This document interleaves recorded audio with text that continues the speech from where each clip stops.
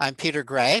I'm a research professor of neuroscience and psychology at Boston College. I have for many, many years been conducting research on children's play and how children learn when they have the opportunity to play and explore and pursue their own interests. I come to this research from a biological evolutionary perspective. The title of my talk is Children's Natural Ways of Learning and the Future of Education. The future of education will be tacked on at the end. I hope I'll have time to get to it. I think we have a total of 90 minutes, but I'd love to leave a fairly good chunk of that time for questions and discussion at the end. I'm an evolutionary psychologist, which means that I am interested in human nature. I'm interested in how our human nature came about by natural selection. And I'm particularly interested in the nature of human children, and most especially in those aspects of children's nature that I am convinced came about, were shaped by natural selection to serve the function of children's education. So my thesis today is that children come into the world biologically designed to educate themselves. We don't have to educate children. We can stop talking about educating children. We can stop talking about education as something in which the adult is the active participant and the child is the passive recipient. We can talk instead about how children educate themselves and perhaps also what roles adults might play in that process to the degree that children are looking to adults to help them or provide models and so on and so forth. So as I said, I've got a handout for the talk. I think most of you may already have that handout. If you've got it printed out, it'd be great to have it in front of you. If you have it on online on a separate screen, that would be nice.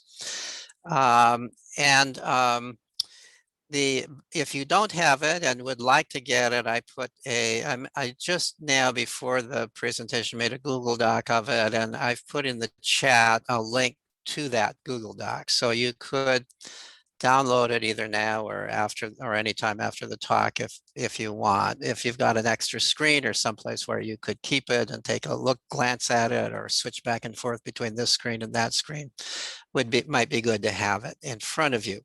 I'm going to refer to the outline as I go along, and the outline also at the end has some references if you are interested in following up in more detail, looking for the documentation and evidence for the points that I'm going to be making in this talk. So if you've the first section on the outline, the heading is the first evolution-based theory of education, Carl Groos's practice theory of play. I consider Groos to be kind of the forerunner of my own research. Groos is not very well known, certainly not in the education world. He's not known at all there. He's not known very much in the psychology world. He's pretty well known in the animal behavior world. Groos was interested. He was a German philosopher and naturalist who did his work and writing in the late 19th and early 20th century. He was one of the early adherents to Darwin's theory of natural selection, evolution by natural selection. Groos was one of the first people to truly understand it. And in fact, when I read Groos, I find he had a more modern understanding of evolution by natural selection than Darwin himself did, that he anticipated some of the progress that was going to occur beyond Darwin in terms of understanding the theory of evolution and natural selection. So it's a shame in some sense that Gruss has been so ignored. But one of the questions that Gruss asked is, from a Darwinian perspective, why do animals spend so much time playing? It's playing almost by definition is worthless activity. It's something that you're doing that's not getting you anything in any kind of immediate sense. You're not getting food from it. You're not doing it for recognition. You're not doing it for any kind of immediate reward. And moreover, there's certain pretty obvious risks entailed in play. Animals that play are noisy, they're running around. Why don't young mammals? He pointed out that basically all young mammals, as far as he could tell, play. And they're risking their lives when they do it. They're making noise. They could be attracting predators. They're sometimes playing in risky ways. They sometimes injure themselves in play, and so on and so forth. They're burning up calories. So that they need more food to sustain themselves. Why don't young mammals, when they don't have anything else to do, why don't they just hide away in a burrow someplace and keep themselves safe from predators? Why are they out there playing? And so it's a good question from an evolutionary perspective. And his answer to the question was basically this, that what animals are doing when they're playing is they are practicing the skills that they need to develop in order to survive and thrive as the species that they are. He pointed out that mammals do come into the world with basic instincts, but the instincts are not fully formed. They have to be practiced. And there's a reason why they have to be practiced, because they have to be practiced in the particular environment that that individual is living in, so that the instinct will be refined to that environment and better serve the purpose of the animal. So this theory, almost unknown in psychology and education, is well known in animal behavior. Most animal behaviorists who study play fully accept this idea that the reason mammals play is to practice the skills that they need to develop in order to do well in the world that they're growing up in. So the theory explains a number of basic observations about animal play. The first observation is that young animals play much more than older animals do. In fact, for most mammals, play is exclusively the territory of juveniles. Beyond reproductive age, most mammals don't play, or if they do, very little. There are some mammals that do, and that's an interesting question as to why, but that's a different lecture than this one. But so why would young mammals play and not older ones? Well, according to Gruss's theory, it's because young animals still have a lot to learn. Once they've learned it, and once they're out there as behaving as adults, carrying out the activities that they need to carry out, then they don't need to play anymore in order to acquire the skills that they need to survive and thrive. They're exhibiting those skills in the process of surviving and thriving. The second observation that it explains, and Gruss was quite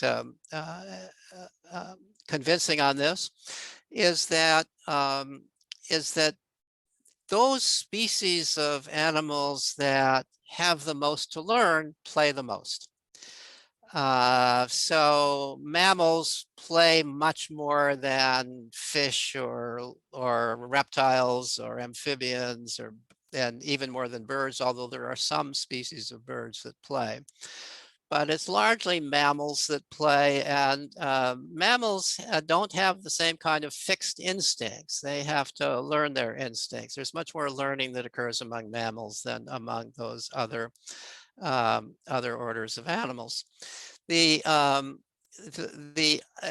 among mammals, you could look at different animals and say that some species have to learn more to survive and thrive than others. So, for example, predators.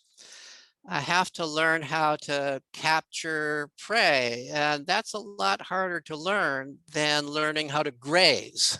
So predators, it turns out, play more than herbivores do when they're young. And also primates are a whole order of, primates need to learn much more than do other animals do. And primates play more than other animals do, and so on. So he made the point that, consistent with his theory that play involves the practice of skills, the learning of skills, by pointing out that those animals that have the most to learn play the most.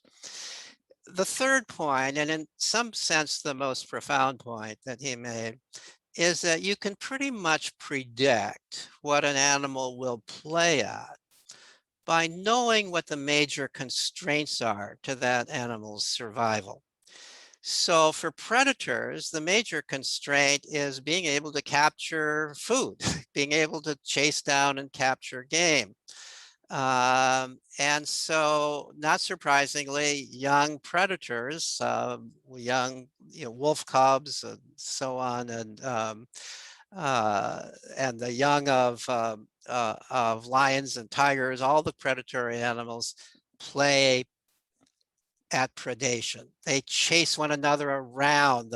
They chase their littermates around. They attack one another in a playful, predatory manner. They chase after blowing leaves. The reason your dog likes to chase things is this is predatory play. Chasing tennis balls is chasing small game. Chasing cars is chasing big game, and so on and so forth. Predators play at chasing and play at pouncing and other predatory activities. Prey animals, on the other hand, so the young of young zebras or young gazelles and so on and so forth, their main constraint in survival is staying away from predators, getting out away from being chased, escaping from predators. Young predators often, especially for those in the deer family, kind of hide until they're able to move around quite a bit, and then they start practicing dodging and skipping and running and darting, and they play endlessly that way. I might say that the primary game of almost all mammals is tag.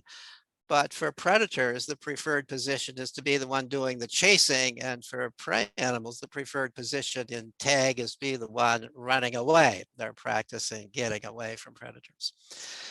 But similarly, you can look at other animals. Young monkeys have to be able to swing around in trees, and young monkeys play at chasing one another around in trees and swinging from branch to branch, testing their skill constantly as they do this, and so on and so forth. So that was his theory of play in animals. And then a few years later, in 1901, he published a book which in English translation was called The Play of Man.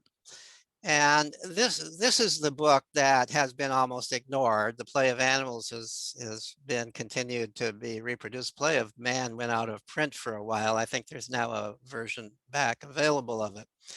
But The Play of Man, in my view, is one of the most profound books ever written, and from at least for somebody who is interested in education. In my belief, that what Gruss presented here is a theory of education, a biological theory of education. He was much more modest. He didn't call it that. He called it simply a theory of human play.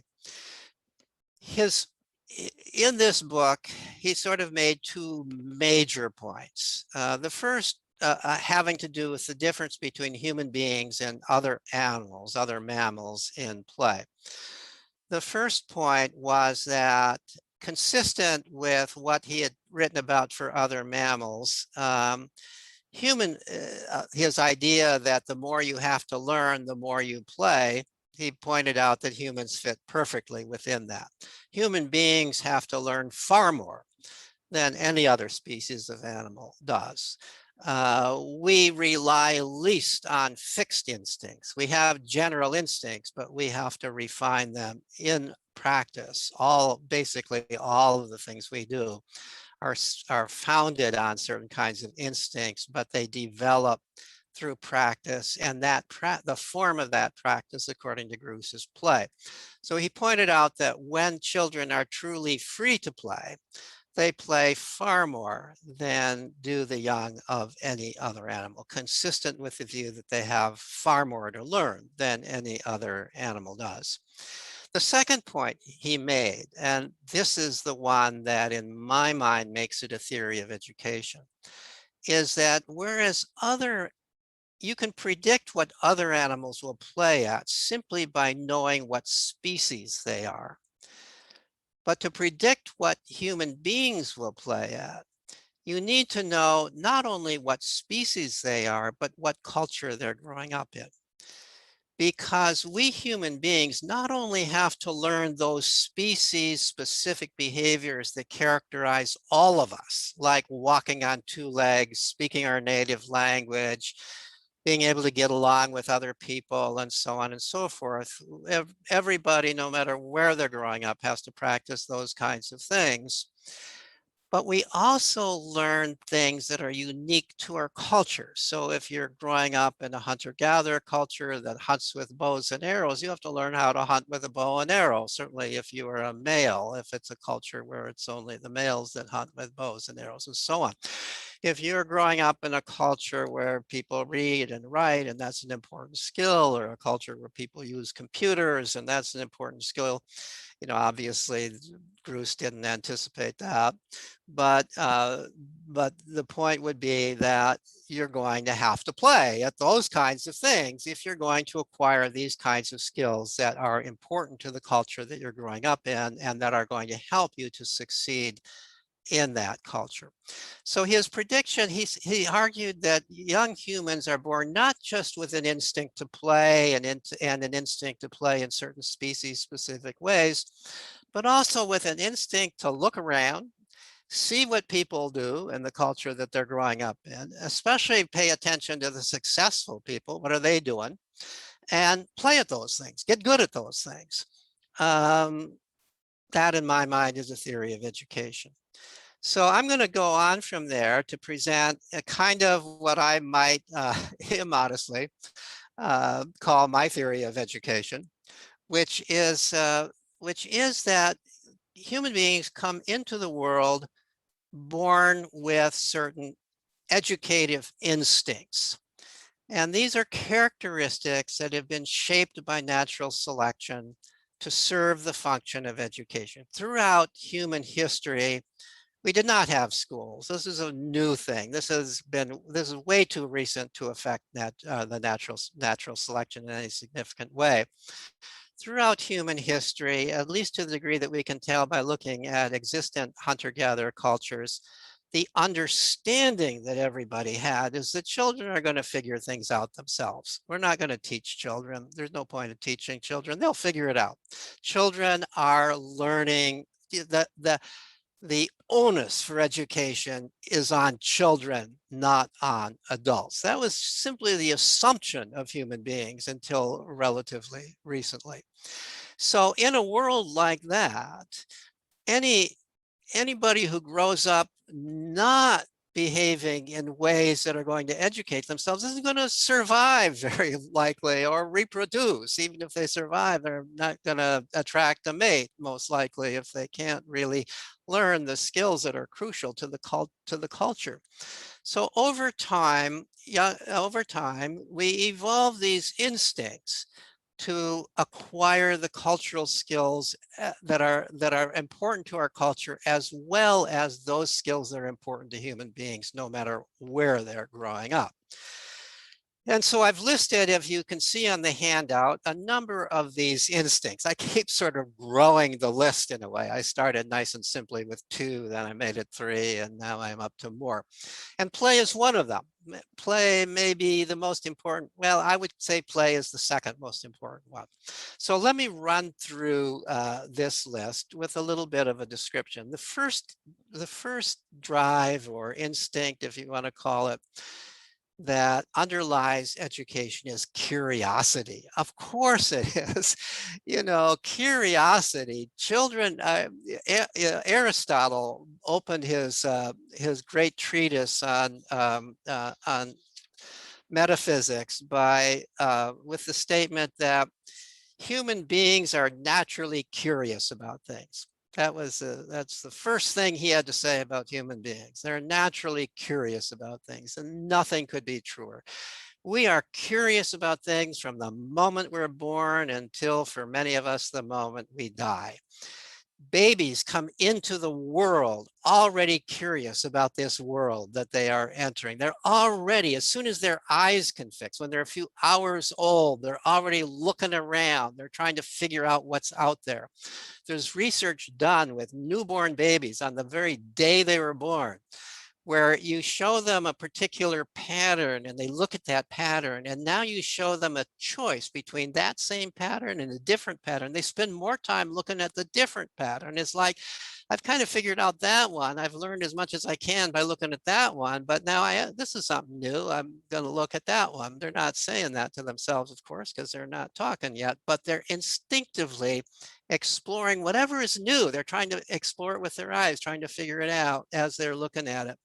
As soon as babies can move, we have to, we have to baby proof our house. Why? Because they want to get into everything. What would happen if I stuck a bobby pin in the light socket? What would happen if I dropped this on the floor? What would happen if babies are constantly exploring. They're just always looking for things.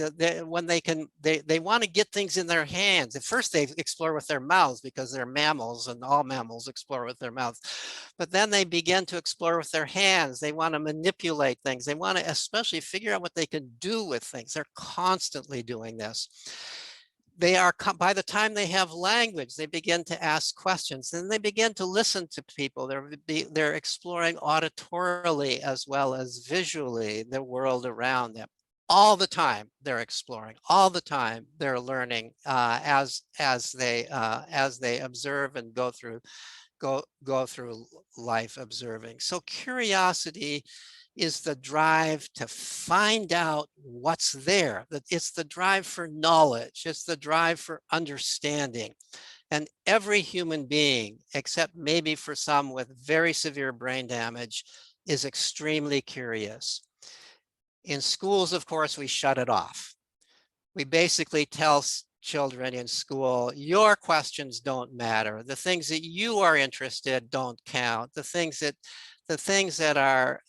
count are the things on the curriculum.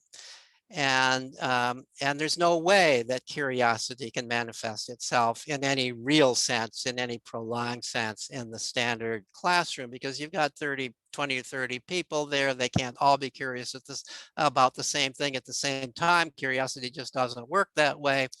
You've got a curriculum that you've got to teach, and therefore you've got to suppress curiosity in order to teach that curriculum.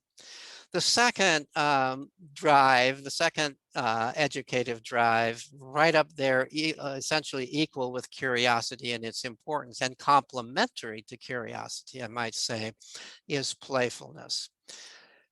Curiosity is the drive for knowledge. Play is the drive to practice skills. There's really two aspects to education. There's knowledge, learning about the world, and there's skills, learning how to do things in the world. Curiosity is for learning about the world. Play is for learning how to do things in the world. Play is doing things. Children come into the world biologically designed, as I said, biologically designed, as Bruce said 120 years ago or more, to play at all of the kinds of skills that are important for them to learn as human beings and in the culture that they are growing up in.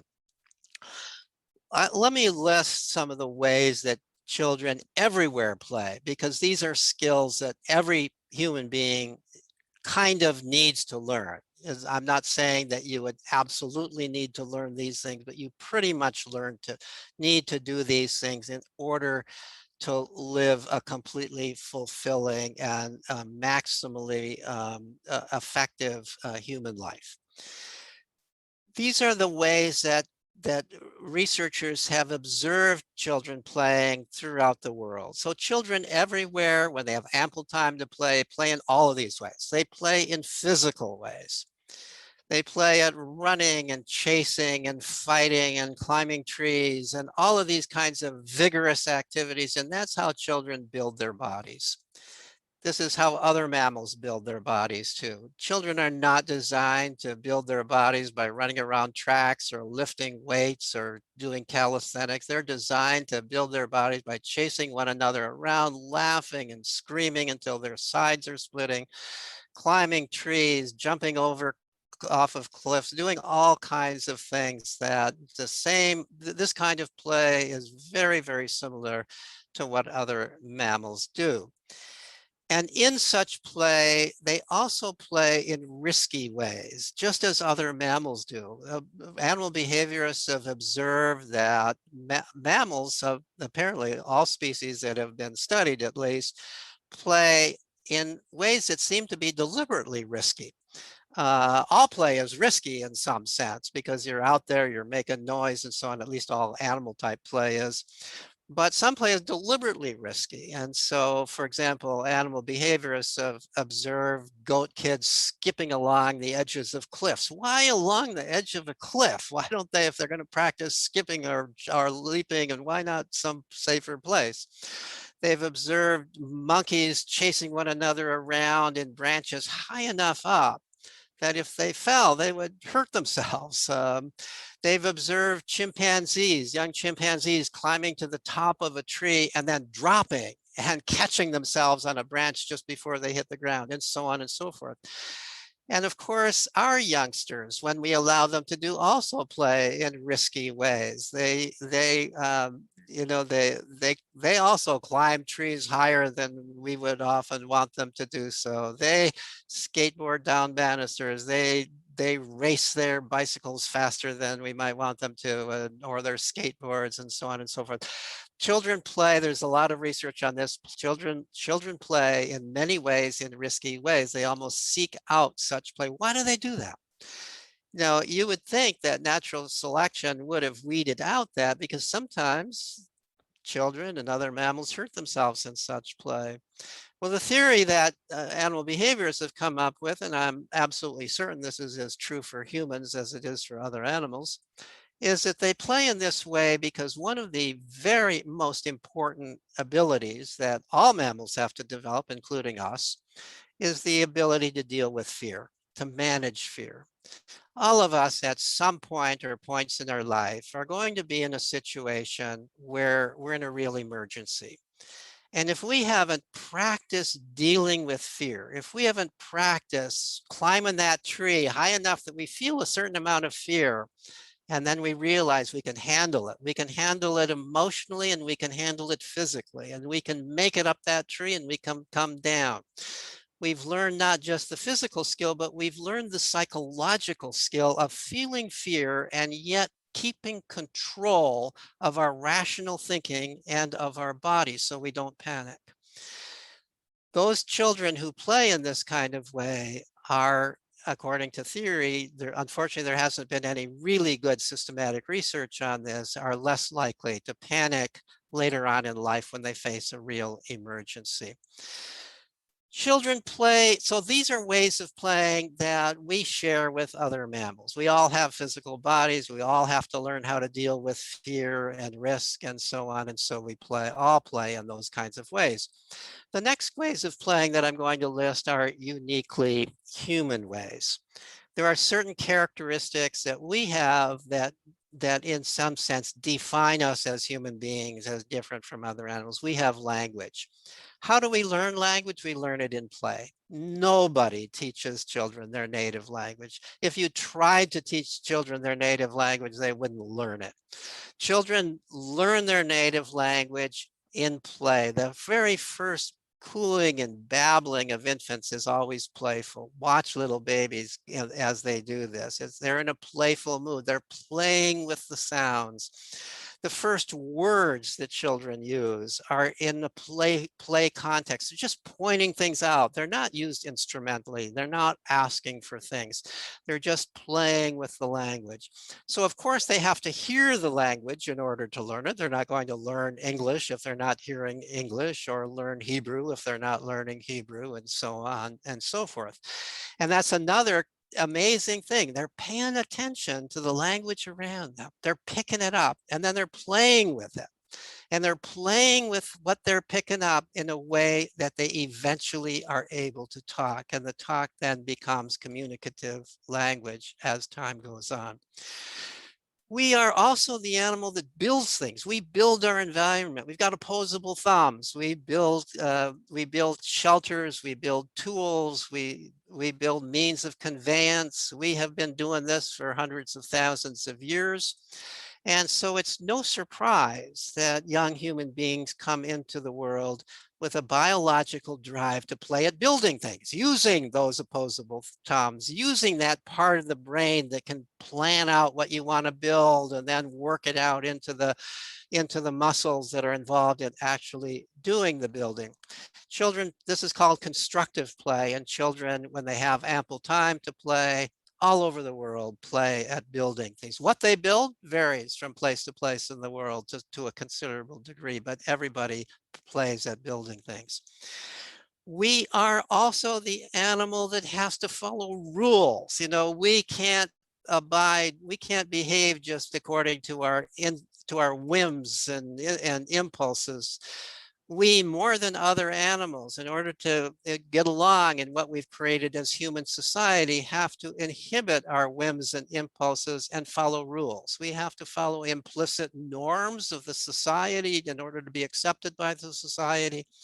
And we have to follow the laws to the degree that we have explicit rules in the cultures that we are growing up in. No surprise, children all over the world play games with rules.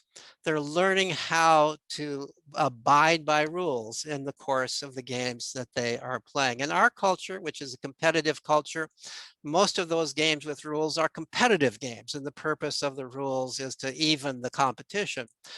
But in hunter-gatherer cultures that don't have competitive games, they still have games with rules. They're more like dance-like games or cooperative games, but you've got to follow the rules. There's certain steps that you have to take in order to play the game.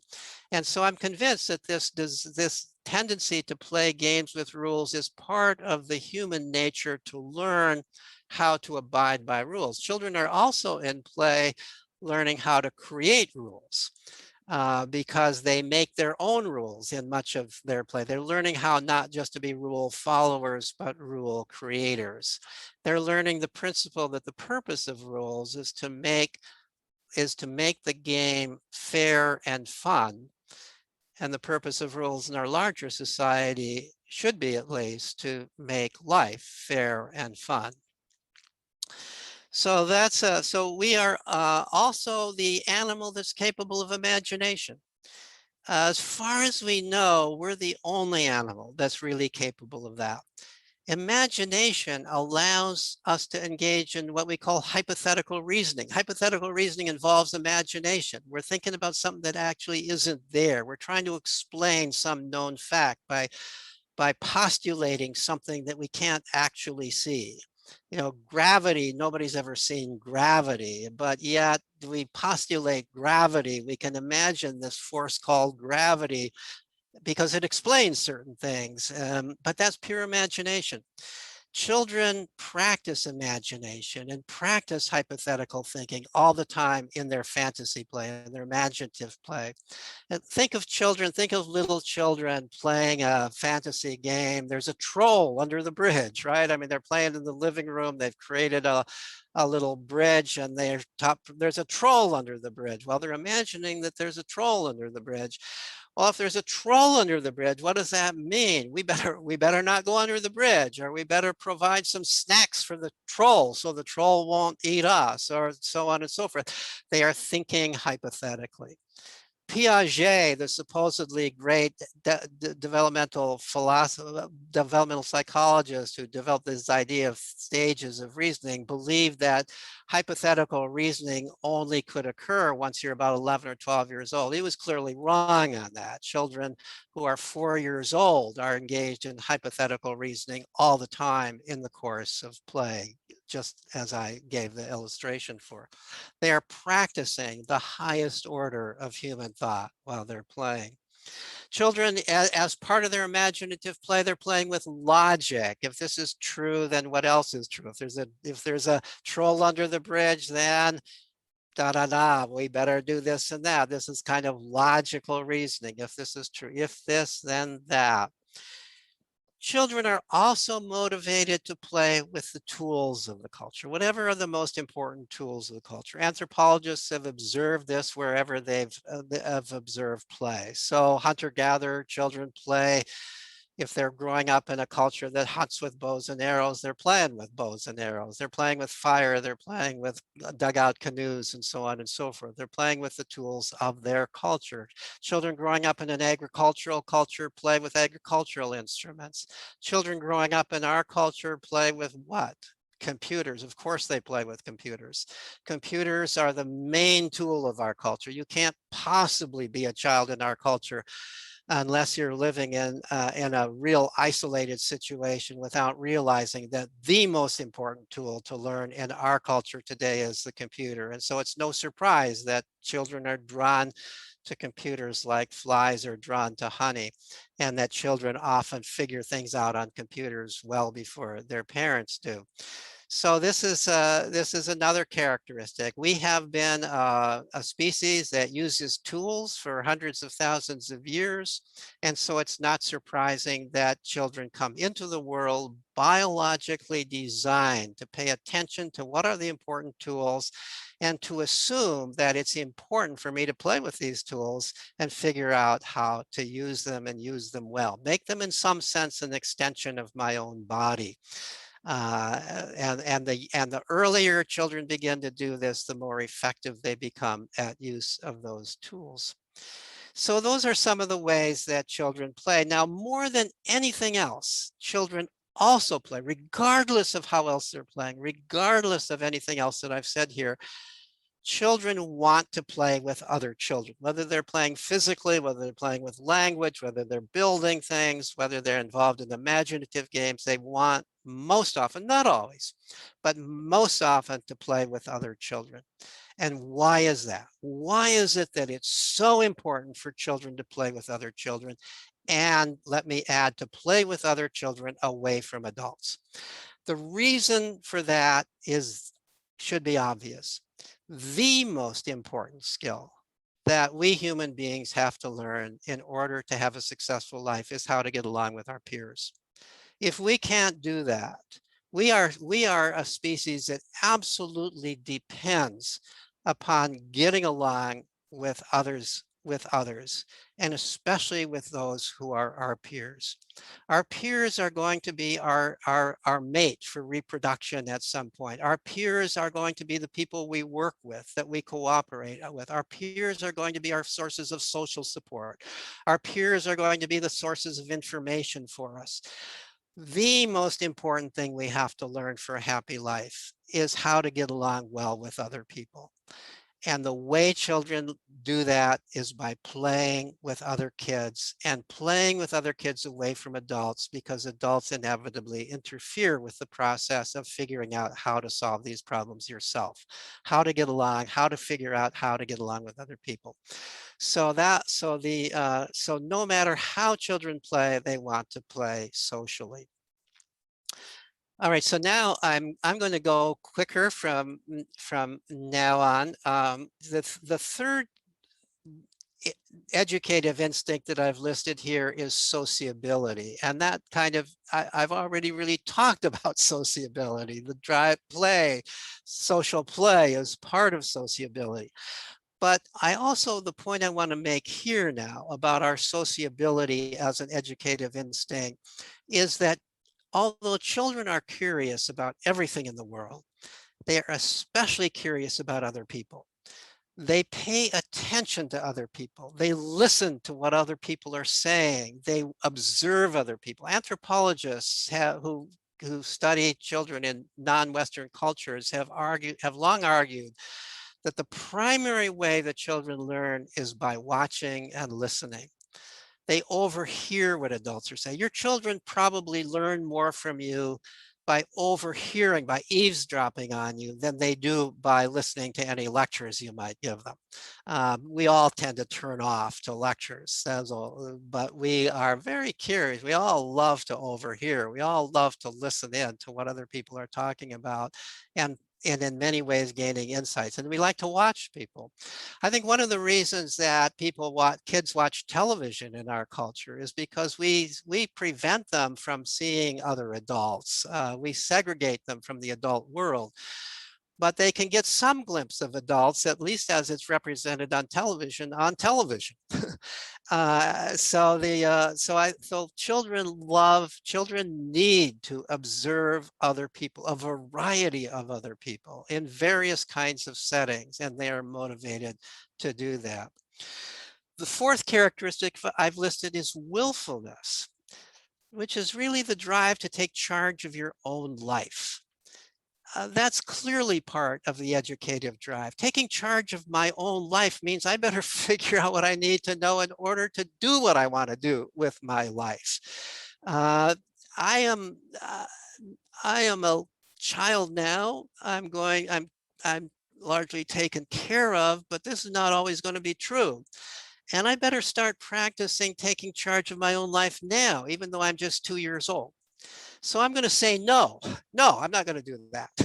I want to do it my way. Don't do that for me. I'm going to do it my way. By the time children are 4, they actively are striving to get away from adult control, at least for periods of time, because they recognize that they don't recognize this consciously, but at some level in their bones, in their DNA, they know they need to begin practicing taking charge of their own life. And they're not going to be able to do that if there's some adult there taking charge of their life for them.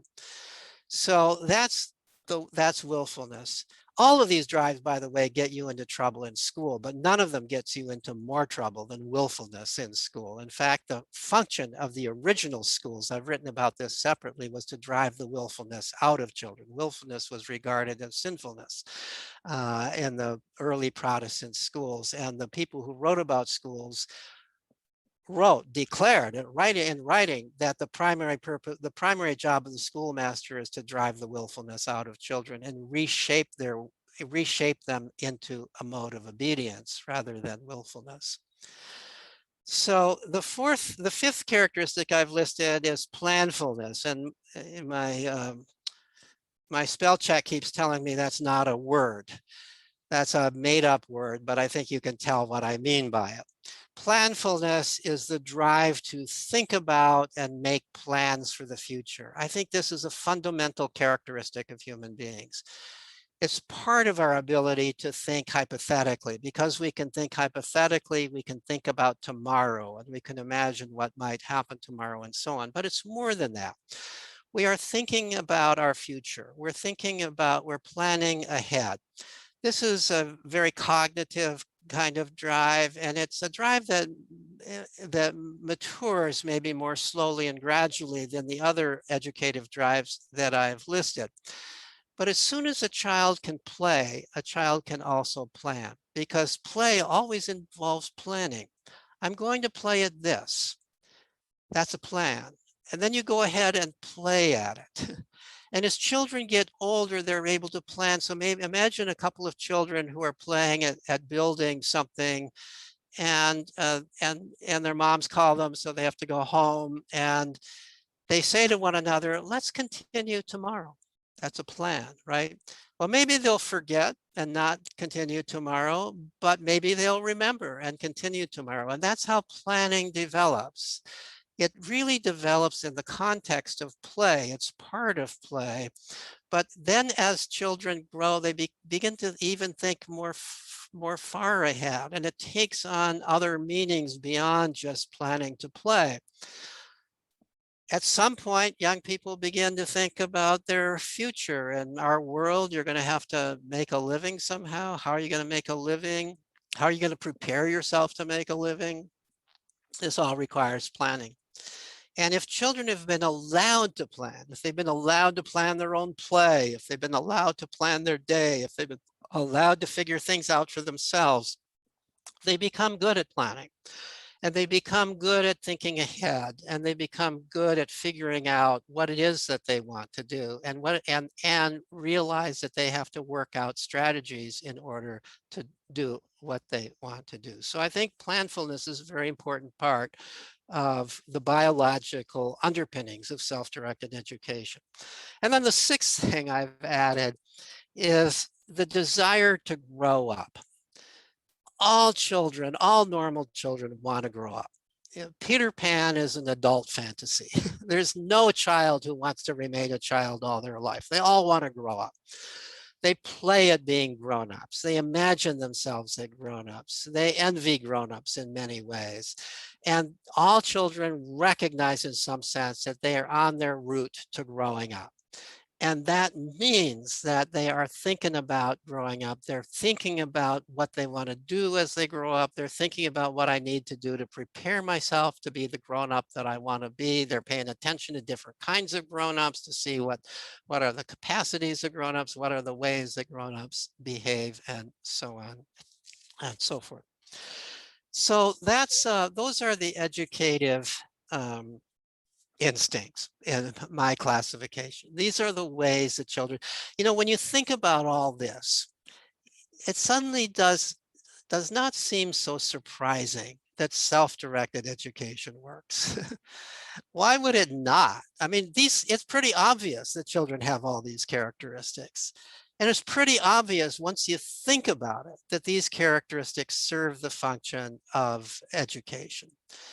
It's pretty obvious that the way for we adults to help children educate themselves is to allow all of these instincts to flourish instead of suppress them.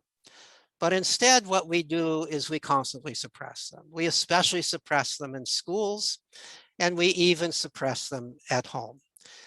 But if we can figure out ways that allow children to use these natural instincts for educating themselves, then children will educate themselves.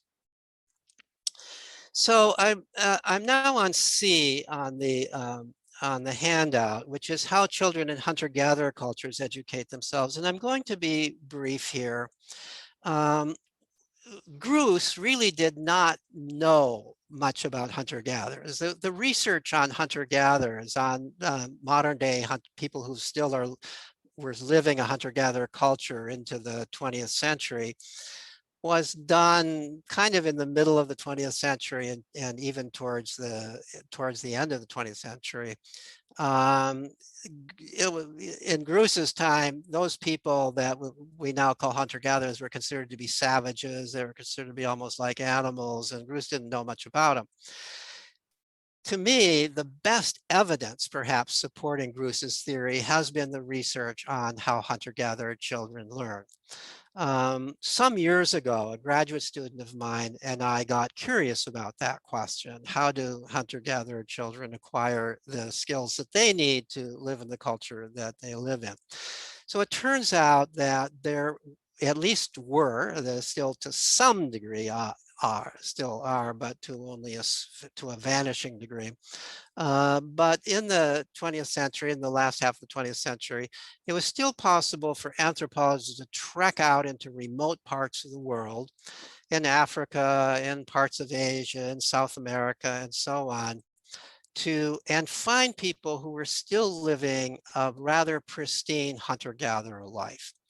And what's interesting is that in every case, whether they were looking at people in deserts or in jungles or in hot climates or cold climates, there were certain similarities.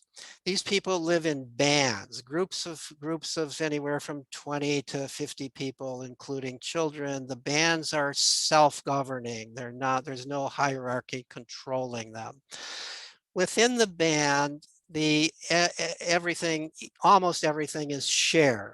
Food is shared, any kind of material things are shared. The people in almost all of these band cultures are nomadic. They move around from campsite to campsite to follow the available game and vegetation. So that means they can't own property. They can't own much. To own anything that you can't easily carry on your back would be a burden. They absolutely depend upon cooperation, because if you don't catch any game that day, somebody else will. And so sharing is essential. Cooperating in hunting, cooperating in gathering, cooperating in child rearing is an essential aspect of the hunter-gatherer band. So what anthropologists have found in every one of these hunter-gatherer bands that's been studied is that the cultural ethos is one of egalitarianism. There's no boss. There's nobody who ranks above somebody else. And if you were to try to rank above somebody else, that would be regarded as trying to be a big shot, and you would be teased for it. You would be humiliated for it as a way of preventing you from trying to lord it over other people. In this egalitarian society, it is almost a taboo to tell other people what to do. And what's interesting is that applies to adults' relationships with children, as well as adults' relationships with other children. The remarkable thing, remarkable even to me, was to what degree the anthropologists that we surveyed for this study said that children were free to do whatever they wanted to do. That adults did not tell children what to do. So there were actually three conclusions that came out of our study of hunter-gatherers. We did this study by surveying 10 different, 10 different anthropologists, who among them had lived in and studied 7 different hunter-gatherer cultures on 4 different continents, finding essentially the same finding with every group. So here's a couple of quotes that illustrate this point that adults do not direct children's activities. So here, this is from Yomi Goso, who's an anthropologist who studies a group of hunter-gatherers in South America, but she is commenting here on hunter-gatherers in general. She says, hunter-gatherers do not give orders to their children. For example, no adult announces bedtime. At night, children remain around adults until they feel tired and fall asleep. Adults do not interfere with their children's lives. They never beat, scold, or behave aggressively with them, physically or verbally, nor do they offer praise or keep track of their development. I like that part, nor do they offer praise or keep track of their development. They simply assume that the children are going to be okay.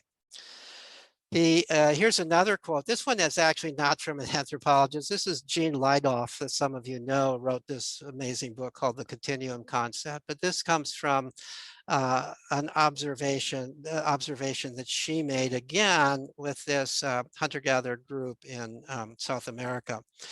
The idea that this is my child or your child does not exist. Deciding what another person should do, no matter what his age, is outside the Equana vocabulary of behaviors. There is great interest in what everyone does, but no impulse to influence, let alone coerce anyone. The child's will is his motive force. So again, willfulness is respected in hunter-gatherer cultures. Later on, of course, in medieval times and with early Christianity and so on, it became the devil that had to be driven out of children. The second observation we made, the second conclusion we made from this study is that children, including teenagers, have unlimited time to play and explore in hunter-gatherer cultures. We learned from one anthropologist after another that little real work is expected of children. Sometimes children want to chip in. They want to chip in, and they do. Sometimes you might ask a kid to fetch some wood, but if they don't do it, that's fine. And even when the children are helping out, they're doing it in their own playful ways. So children are free to play. We asked one of the questions we asked in this survey was how much time do children have to play? And from one person after another, the response was basically from dawn to dusk. Both boys and girls, from about the age of 4, which is regarded as the age of common sense, when they're no longer infants and they no longer have to be around adults, where they can be trusted to go off and play with the kids. From roughly the age of 4 on through the mid teenage years, they are spending most of their time playing, exploring, not all the time playing. Sometimes they're laying around in the hammock. They're listening to one another's music. They're doing kind of what kids would do in our culture, and they're free. They're gossiping, they're talking with one another, they're laughing, they're doing all the things that you would expect children to do, and they're doing it pretty much all day long. The third point we made, conclusion we came from this study is really the point that Gruss had anticipated 100 years earlier. In their exploration and play, the children practice the skills that are important to their culture. So when we asked the anthropologists to list the kinds of things that they observed children playing at. And then we compared that list to our understanding of what it is that adults needed to be able to do in that culture for economic reasons and for social reasons and so on. And we found a pretty good match. So in hunter-gatherer cultures where the men hunt with bows and arrows, the boys are playing endlessly with bows and arrows. And they're playing at tracking, where the men hunt big game by tracking. The kids are playing at tracking. They're tracking one another. They're tracking the adults. There's no privacy in such groups. Everybody knows where everybody is because they can follow their tracks. They're figuring out how to track. If it's a culture where the women do most of the fishing, girls are playing at fishing. And if it's a culture, which is true as far as I could tell from all of these cultures, in which both men and women cook, both men and women build huts, both boys and girls are playing at cooking and playing at building huts and so on. The children are playing at the music of the culture. All these cultures have music and art and that are important to the culture, and the children are playing at those things. And they're not only playing the traditional music and dances of the culture, but they're making up their own. They're making up new ones. Just like in our culture, the young people tend to be the innovators. They're not just following, but they're also creating in their play. So that's what came out of our study of hunter-gatherer cultures. Children in hunter-gatherer cultures clearly can educate themselves. Well, you may say that's all fine and good for hunter-gatherer cultures, but what about in our culture? And there are many people, including people who call themselves evolutionary educational theorists, who believe that the instincts, the self-educative instincts that developed in hunter-gatherer cultures are good for hunter-gatherer cultures, but they wouldn't work for our culture, because our culture has things you've got to learn that hunter-gatherers don't have to learn, like reading and writing and arithmetic, for example. And so, would these same skills work in our culture? And I have to say, if it weren't for the fact that I have, even before I got interested in hunter-gatherers, had already done research looking at the graduates of the Sudbury Valley School, which is for self-directed education, where teaching doesn't occur, and except in those rare cases where it's asked for, where the classes are not even offered, let alone required, although the class might be held if a group of kids really wants one. If I had not subsequently studied grown unschoolers who were growing up as homeschoolers, but with no curriculum and with parents who supported their following their own interests, I too would probably believe, well, that's all fine and good for hunter-gatherers, but it could never work in our culture. I'm convinced that the fundamental skills of our culture are not all that different from the skills in hunter-gatherer cultures. Hunter-gatherers may not have mathematics, but they've got a lot of work that requires logical thinking and putting things together. The reading of words is no more difficult than the reading of the little prints in the sand and the bent grass that's involved in tracking and so on and so forth. To pretend that in our culture that in all these higher order things that didn't exist in hunter-gatherer cultures is really kind of chauvinistic, culturally chauvinistic. When you really go into the hunter-gatherer cultures, you realize there's a lot of logical, a lot of high order and intellectual kind of thinking that's going on there. So the idea that we would not have developed the brain capacity for these higher order things in the hunter-gatherer culture, to me, there's no logical reason, there's no evidence for thinking that that would be true.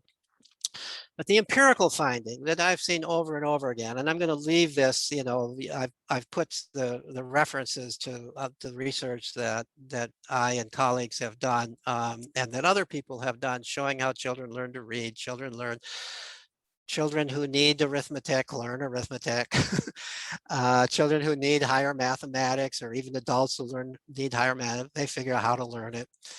They figure out how to do it. None of this has to be taught in advance. Nobody has to be forced to learn these kinds of things. And you can see the evidence for that in the references I've listed in the reference section.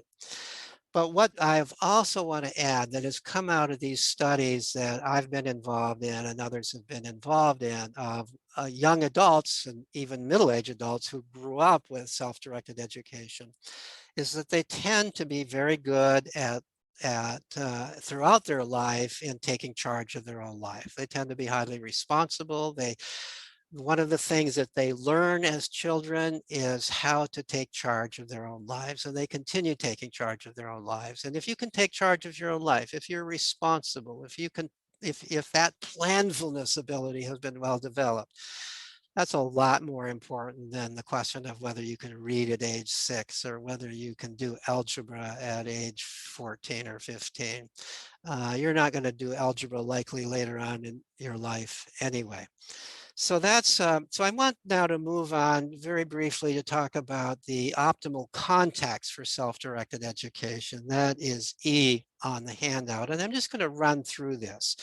I developed this list of characteristics of the optimal context for self-directed education by thinking about what is similar between the environment of a hunter-gatherer band and the environment of a democratic school for self-directed education, such as a Sudbury School or an Agile Learning Center and so on. I was thinking particularly about Sudbury schools at the time that I developed this because that's where my own research had centered then. But I also think in retrospect that these same characteristics apply to unschooling families that have been most successful at unschooling. Not all unschooling families are successful at doing it, but I think that those families that are successful where unschooling works, they've somehow managed to bring these characteristics into the family life. So what are the characteristics? The first one is the social expectation and reality that education is children's responsibility. Children come into the world believing that. In their bones, in their DNA, they believe they're responsible for education. That's why they start exploring the world. That's why they play at the skills that are important to their world. That's why they pay attention to language and so on and so forth. They come into the world in charge of their education, but we can talk them out of it. And we do often do that in school. We don't totally talk them out of it, but we largely talk them out of it. If we tell them over and over again that you become educated not by doing what you want to do, but by doing what we are telling you to do, then they can change their understanding. Then they can maybe to some degree give up educating themselves. Instead, their job is, they see their job is to making it through all these hoops that we adults set up for them. And pleasing other people, going through the hoops, that becomes their goal, rather than satisfying their own curiosity, figuring things out, playing at the skills that they think are important for the life that they want. Instead, you've got to do the things that the adults seem to want you to do, because you understand, you've been told over and over and over again, in some sense you've been brainwashed into the belief that that's what you have to do to become a successful adult. But if you're focused on that, you can't really do the other things, the things that are involved in self-directed education. Second characteristic is unlimited freedom to play, explore, and pursue your own interests. You need lots of time for this, not an hour a day, not 2 hours a day, not 3 hours a day. You need most of the day. You need lots of time for this. You need time to dabble in different things. You need time to daydream, because daydreaming is a big part of it. You need time to get bored and figure out how to overcome boredom. You need time to immerse yourself in something that's become a temporary passionate interest, and maybe even it will be a permanent passionate interest. Time to immerse yourself. You're not interrupted by a bell telling you now you've got to stop doing that and go on and do something else. You need lots of time. And that's one of the primary things that a school for self-directed education or a home for self-directed education provides. The third characteristic is opportunity to play with the tools of the culture. I said that children are motivated to play with the tools that are important to the culture. You need access to those tools, and you need to be able to play with them. And in this sense, by what play with them, I mean do your own thing with them, not just do what somebody's telling you to do, not just follow instructions, not just to do exercises with them, to do your own thing, be creative with them. That's really using the tool. And whether that tool is a computer, whether that tool is kitchen equipment and you're baking things, whether it's woodworking equipment and you're making things with the woodworking equipment, children are motivated to use the tools of the culture. In our culture, of course, there's infinite number. There's so many different tools that nobody's going to be able to play with all of those tools, and nobody wants to or needs to. Pretty much everybody, I think, needs to play with computers these days, or you're going to be missing out. But on anything else, pretty much optional. I might add cooking equipment to that. You know, we've got a generation of young people who are obese and in debt because they can't cook. So they eat out and they spend more money because they don't know how to cook. It turns out it's interesting that one of the things we found for the children, this is a digression, but one of the things we found that children did during the lockout from schools because of the coronavirus is a lot of them learned how to cook. They're interested in cooking. One of the things I've observed in Sudbury schools is the kitchen and cooking is a draw. Lots of kids are cooking. So almost up there with computers, I would put cooking equipment. But beyond that, you know, there's sporting equipment, there's all kinds of different tools that people, and of course, books are tools in the large sense of the use of tools. So a setting for self-directed education should have at least those basic tools and other tools and access to tools that the child wants in order to be able to develop the interests that they want to develop. And maybe they need to have some instruction in how to use the tool. Maybe they need to even be tested to make sure that they can use it safely before they're allowed to, quote, play with the tool. The fourth characteristic is access to a variety of caring adults who are helpers, not judges. And there's a number of key words here. First of all, caring adults who care about the kids. The hunter-gatherer culture, all the adults care about the kids. The kids are in some sense the children of all the adults in the culture. And in quite literally, quite a number of them, at least not all of them, quite a number of them are literally uncles and aunts, and they behave like uncles and aunts. But even those that are not biological relatives, they're like uncles and aunts to the kids.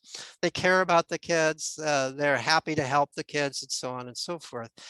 In a Sudbury model school, there's a variety. The adults, one of the primary characteristics of a good staff member in a democratic school is that somebody cares about the kids, who likes kids, cares about them.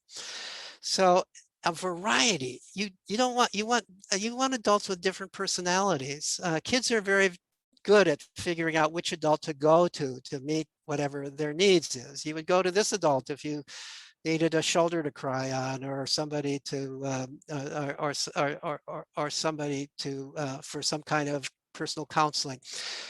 You would certainly not go to that adult for that, but you might go to that adult if you wanted a good political argument, and so on and so forth. It's good if the adults have different kinds of skills, because sometimes, not all that often, but sometimes kids go to adults because they want to learn some skill or some information from the adult. In this day and age, that's becoming less common.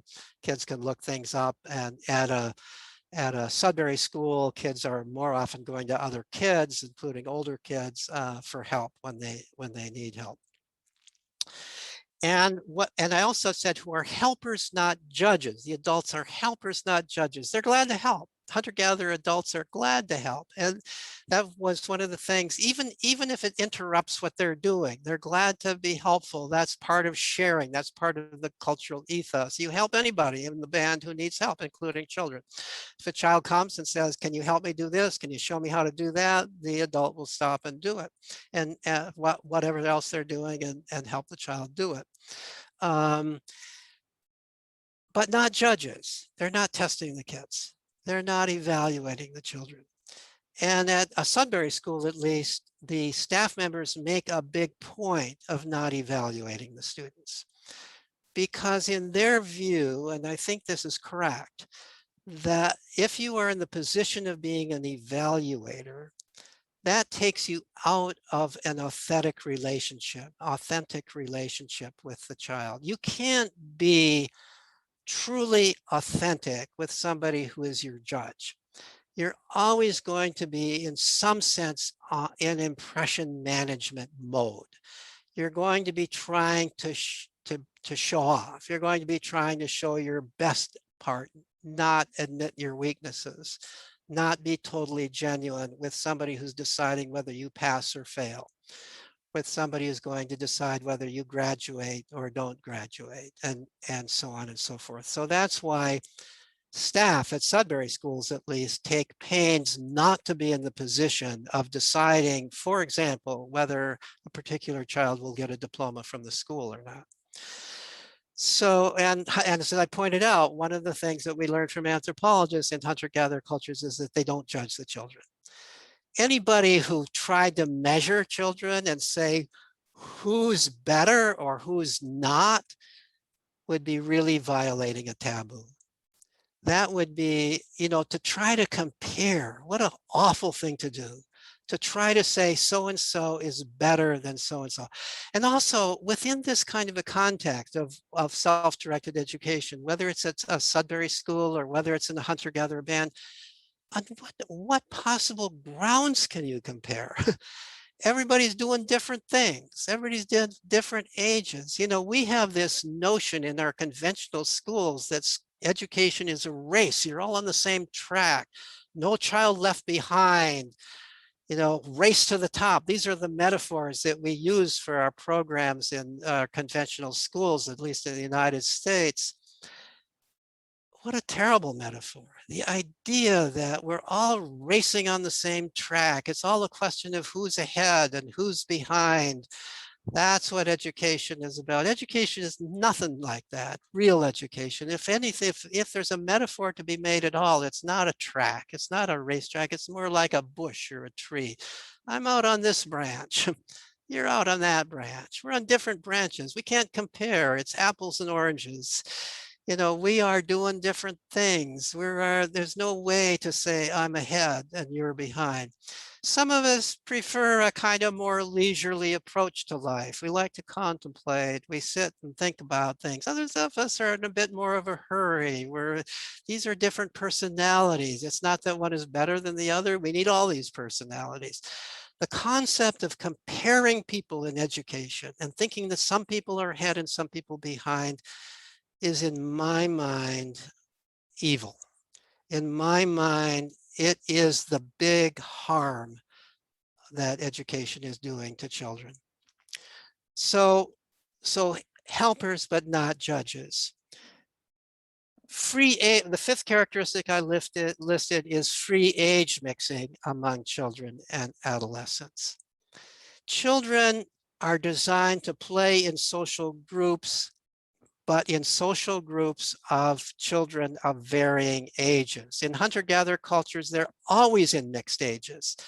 Even if they wanted to segregate by age, even if the children wanted to segregate by age, there wouldn't be enough kids of any given age within a couple of years span to have a real play group. Kids are always playing across 4 or 5 or 6 or even more years in age. At a Sudbury school, we've done research, my colleague Jay Feldman many years ago and I conducted research on how much age mixing occurs. It's very common for children to play across very wide age spans. And whenever they're playing across age spans, the younger kids are learning from the older kids. And in some ways, the older kids are learning from the younger kids. I've written articles on this, but in some ways, it's pretty obvious that the older kids are boosting the younger kids up to higher levels of play. They're teaching them how to add in a game that requires adding up scores. They're teaching them how to climb trees in a game that requires that. They're teaching them how to throw a ball in a game that requires throwing a ball, and so on and so forth. Not because they're trying to educate the younger kid, but just because that's what you have to do to play the game. And so education is constantly occurring in age mixed play. Moreover, the older kids are models for the younger kids. The younger kids see what older kids can do, and they want to do that. That's more motivating in the immediate sense than seeing what adults do, because the older kids are kind of more within their realm. So if a 5-year-old who can't read sees 7, 8, 9-year-olds reading comic books and laughing about them, the 5-year-old says, oh, I want to do that. And they're not that different from me. I bet I could do that. And that's a motivating factor for learning how to read that simply wouldn't be there if you only had 5-year-olds present who don't know how to read. But that's true with everything else. It's true with playing catch. 4-year-olds can't really play a game of catch, but a 4-year-old and an 8-year-old can. So you bring people of different ages, children of different ages together, and the younger children are learning from the older children, but the older children are also learning from the younger children. They're learning to be caring. They're learning that they can be leaders. They're learning how to be nurturing. My research and others has shown that the older children are less likely to bully when younger children are around than when they're not. They're more friendly even to their own peers, let alone to their own age mates, let alone to the younger kids. Age mixed play is friendlier, it's more nurturing, it's less competitive than same age play. And in all of these ways, it's more developmentally valuable than same age play. So one of the worst things we do in our culture, and school is the primary culprit for doing this, is to segregate children by age. And the sixth characteristic I listed is immersion in a stable, moral, caring community. Children are not designed to grow up in isolated nuclear families. They're designed by natural selection to grow up in something like a hunter-gatherer band, a group of people who have moral values, who have norms within them, who care about one another, who model caring about one another. And when children grow up in that kind of an environment, they come to realize that they're not learning just for their own selfish needs. They're learning also so they can be valuable members of the community, so they can help other people, so they can participate to the civic world that they're growing up in. They're growing up, so so these are the characteristics that I think are important. I don't have time to elaborate on how I think these characteristics work themselves into a into an unschooling environment. Now, I'm not going to I'm not going to have time to talk about education's future. You can read what I put on the handout. You can also, I gave a link to my blog post on this topic if you're interested in that. I actually think this is a future we're already kind of headed for, that the steps have already been taken towards this kind of an educational future. Maybe some people think I'm overly optimistic, but I think that this is going the kind of education future that I talked about in that essay that I linked to at the bottom of the references on your handout may happen. We've got 6 minutes left, so sorry I didn't leave more time for questions and discussion, but let's make best use of this. Jerry, you've had a hand up forever. Yeah, and you're muted. I know. Okay, here's one thing I was thinking about. I've been involved with democratic schools since I was in college, which is when I met you. Like 1965, my thesis was on the starting of a school. And so that is how I was thinking. And then I started some schools. I started my own school. And some of us who've done that have a tendency to believe that people who are like homeschooling and stuff like that are missing out on the wonderful benefits of our democratic meetings and all that. But at the IDEC in 1997, I had an epiphany. The girls organized that. They actually named the IDEC at that meeting, 1997. And I had brought some kids with me that were homeschoolers, and I began all of a sudden to realize there are some things that homeschoolers seem to be able to develop themselves that they don't so much develop in even our wonderful democratic schools. And I wonder how you might compare those things, and if you have thoughts of what the advantages of a democratic school might be, and what the advantage of learner-centered homeschooling and self-directed homeschooling. Yeah, good question. What's interesting to me is the study that Gina and I did of grown unschoolers. We found amazingly similar results to what I had found many years earlier in the study that David Chanoff and I did of Sudbury Valley graduates. We found that they got into college if they wanted to go to college. We found, even if they'd never taken a course before, we found that most of them were in careers that they loved. They had developed passionate interests when they were children, and they went on to pursue, oftentimes to pursue about 50%. In both of those studies, in about 50% of cases, I could trace a pretty direct relationship between what they played most at as children and what they were now doing as a career. In other cases, it was less direct. So, and in every case when we asked them, so what allowed you to succeed without having the same courses if you went to college? What allowed you to get into the workforce? And the primary thing that all of them said was that I take responsibility for myself. So I figure things out. I think about things. And so on. And the evidence was that. Now, I don't want to say this is true for absolutely every graduate, but this overall is true. I have also done informally kind of comparisons where back when I was still teaching college students, I would interview college students with some of the same questions that I would interview the former students of Sudbury Valley School with, and the answers were often very, very different. I chose my career because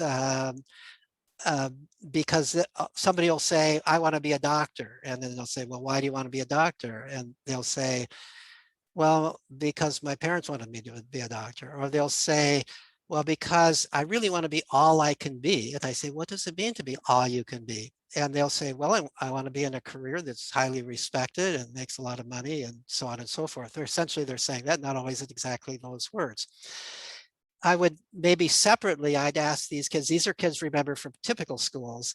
Separately, I'd ask them, so what do you do when you have a lot of free time? And that same kid who said, I want to be a doctor might say, well, I really love being in the woods. I love camping. And at then some point I would say, and this would be when I was meeting with my advisees, at some point I would say, well, why don't you want to be a forest ranger?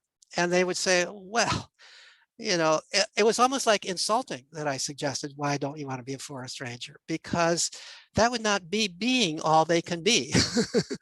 That would not be in that category. So whereas the Sudbury graduate or the grown unschooler who loved to be in the woods, that person would be a forest ranger.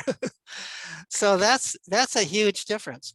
Now, in terms of the advantage, the one advantage that is somewhat compelling that I've heard from a number of these, this was more from our study of the parents of parents in families, of unschooling families, where we asked them about unschooling.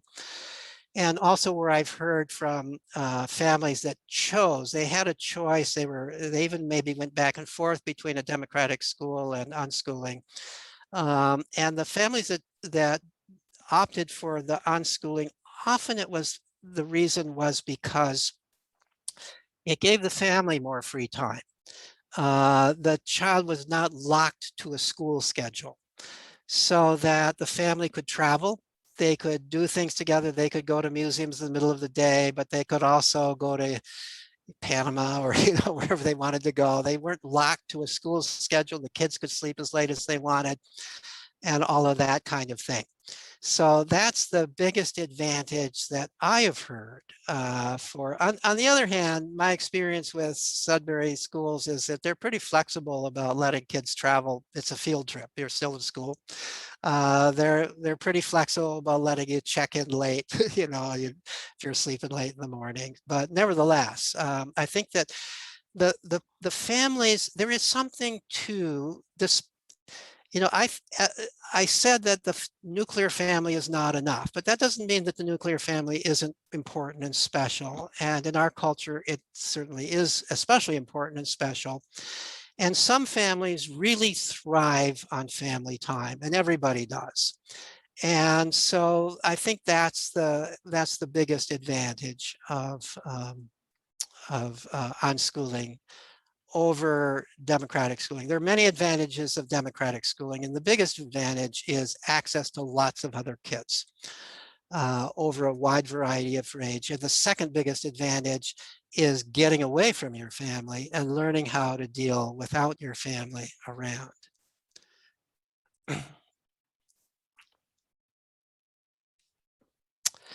I think we unfortunately have to stop.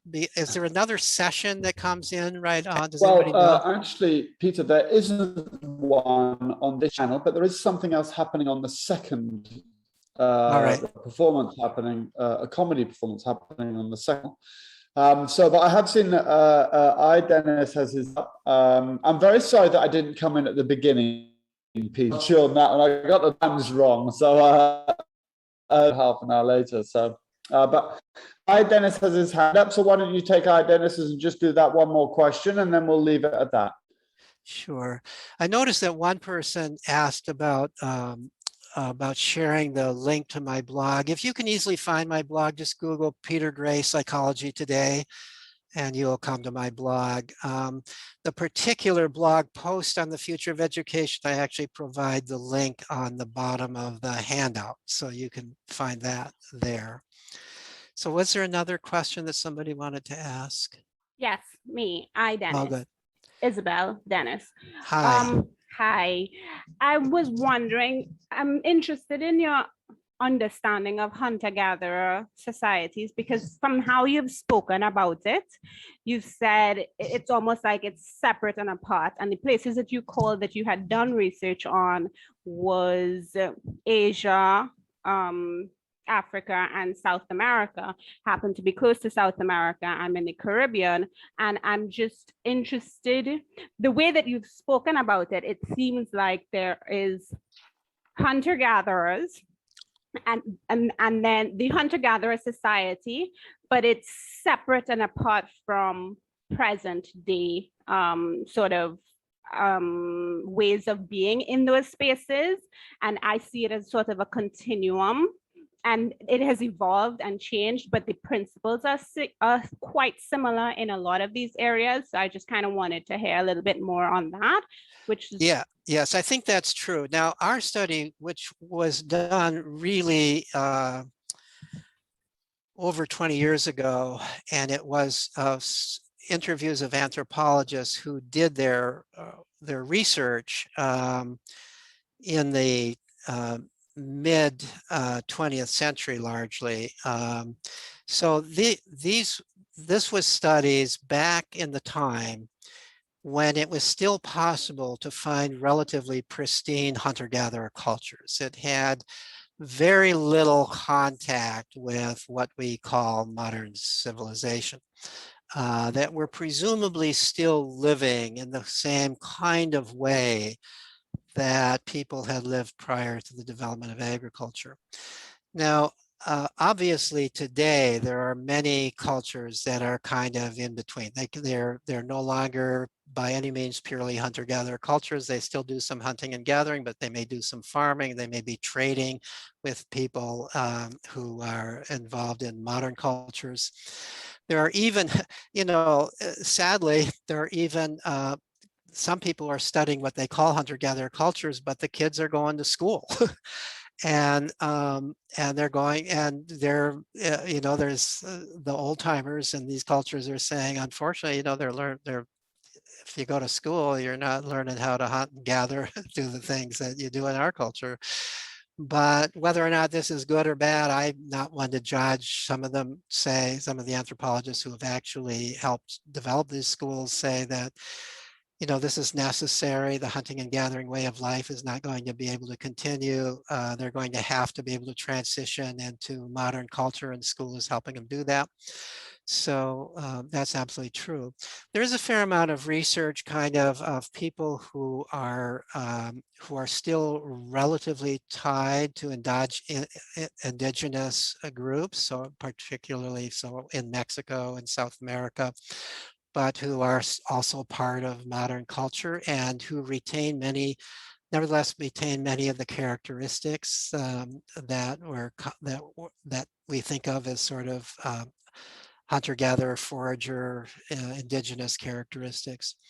So, but you're very right to point out that at this stage, it's nearly impossible, if not impossible, to find people living in a purely hunter-gatherer way of life. I might also point out that there are people who talk about the warlike ways of hunter-gatherers, and whenever I've followed up on that, it occurs in two contexts. The most common thing is that they're calling somebody a group of hunter-gatherer who's not really hunter-gatherers. So for example, the Yanomamo, who are written about as sort of these highly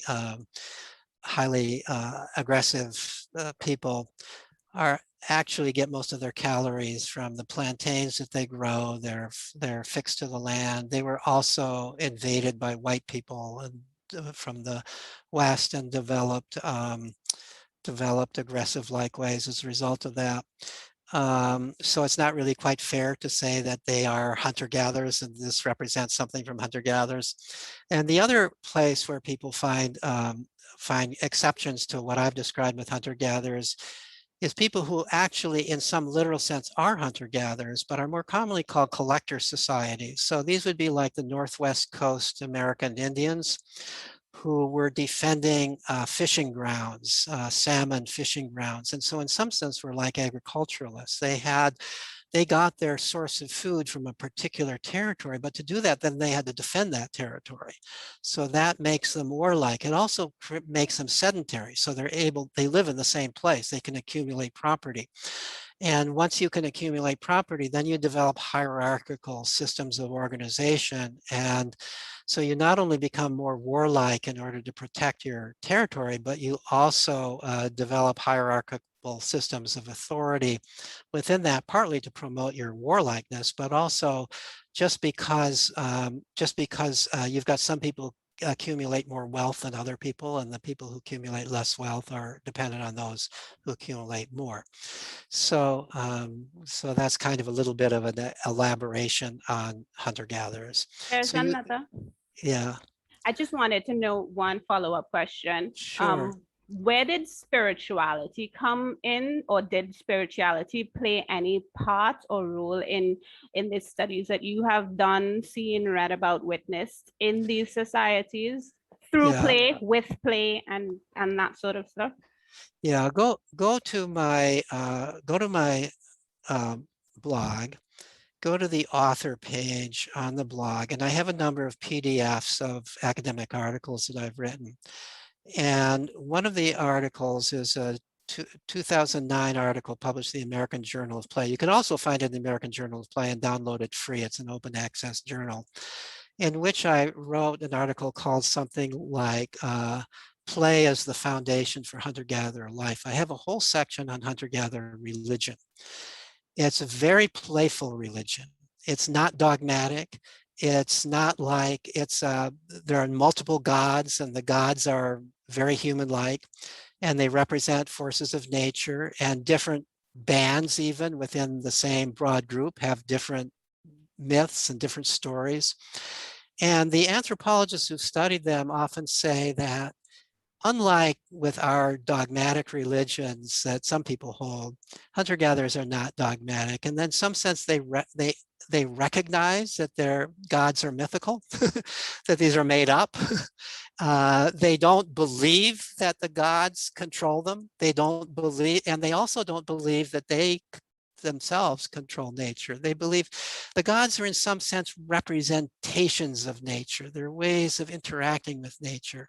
They're whimsical. They don't necessarily help you or hurt you. Sometimes they do one or the other. The trickster is a common characteristic in hunter-gatherer, quote, religions. I think in some sense they're only called religions because the anthropologists who study them call them religions. You know, I think if hunter-gatherers were to describe it, they describe it as play and festivals and stories and so on. But I summarize this in some of this in that article, and I link to other people who've written about hunter-gatherer religions. Thank you so much. You're welcome. Okay, amazing. Thank you so much, Peter. Always a pleasure, and so nice to have you part of the festival. So thank you very much for that. And well, I'll say a round of applause. Hopefully we'll have everybody, well, it wasn't people who I'm new, but we've got some people who can have a round of applause. Well, thank you all. Really lovely. And just one final thing I want to say is it's such an honor to be part of this festival. This is such a historic event, 100 years of Summerhill, and Summerhill started it all, really and truly. I would not be doing what I'm doing were it not for Summerhill. Sudbury Valley wouldn't have existed were it not for Summerhill. I would never gotten drawn into this were it not for Summerhill. Summerhill is the foundation for self-directed education and everything that's happened since. So I'm so honored and delighted to be part of this festival. Thank you. Thank you so much. Thank you. It's been a pleasure. All of the amazing people speaking and all of the audience coming, you know, it's just been so lovely so far. We're only the second day in, and just so lovely. So thank you so much. Thank you so much again.